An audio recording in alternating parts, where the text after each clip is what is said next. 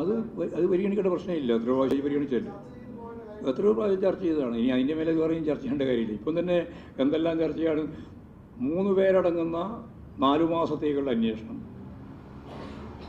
4 പേരടങ്ങുന്ന 8 മാസത്തേക്കുള്ള അന്വേഷണം, ഇങ്ങനെ നിരവധി അന്വേഷണങ്ങൾ വന്നുകൊണ്ട് ഇനിയിപ്പോൾ ഇലക്ഷൻ തുടങ്ങിയാൽ എന്തെല്ലാം വരും? ഇതല്ല ഇവിടെ ചർച്ച ചെയ്യാൻ, ആര് ചർച്ച ചെയ്യാൻ? എല്ലാം രാഷ്ട്രീയമാണെന്ന് കൃത്യമായിട്ട് മനസ്സിലാക്കാൻ നമുക്ക് സാധിക്കണമല്ലോ. സോറൻ്റെ വർഷത്തിൽ ഇപ്പോൾ നമ്മൾ കണ്ടില്ലേ, ഓരോരാൾക്കെതിരായിട്ടും വന്നുകൊണ്ടിരിക്കുകയാണ്. അപ്പോൾ അതൊക്കെ ഓരോന്നോരോന്നായിട്ടല്ല കൈകാര്യം ചെയ്യേണ്ടത്. പൊതുവായിട്ട് പ്രതിപക്ഷ രാഷ്ട്രീയ പ്രസ്ഥാനത്തിൻ്റെ ഭാഗമായിട്ട് നിൽക്കുന്നവരെ പിടികൂടുന്നതിന് വേണ്ടിയുള്ള നിരവധി വഴികൾ കണ്ടെത്തിക്കൊണ്ടിരിക്കുകയാണ്. ഇവിടെ അങ്ങനെയുള്ള വഴികളൊന്നും കണ്ടെത്താത്തതുകൊണ്ട് അച്ഛൻ ഇന്നയാളാണ് എന്ന് പറഞ്ഞിട്ട് മോളെ പേരിലാണ് വരുന്നതെങ്കിലും അത് അച്ഛനിലേക്ക് എത്താനാണല്ലോ. അത് കൃത്യമായ രാഷ്ട്രീയ കാഴ്ചപ്പാടാണ്. ആ കാഴ്ചപ്പാടിനെ രാഷ്ട്രീയമായിട്ട് തന്നെ എതിർത്ത് പരാജയപ്പെടുത്തുക എന്നാണ് ഉദ്ദേശിക്കുന്നത്.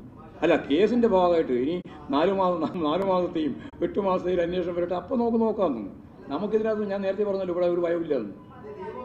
നിയമപരമായിട്ടുള്ള നോക്കും, എല്ലാം നിയമപരമായിട്ട് നേരിടാതിരിക്കാൻ പറ്റുമോ?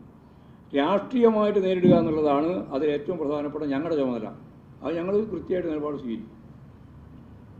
നിയമപരമായിട്ട് സ്വീകരിക്കേണ്ടവർ നിയമപരമായിട്ടും സ്വീകരിക്കും.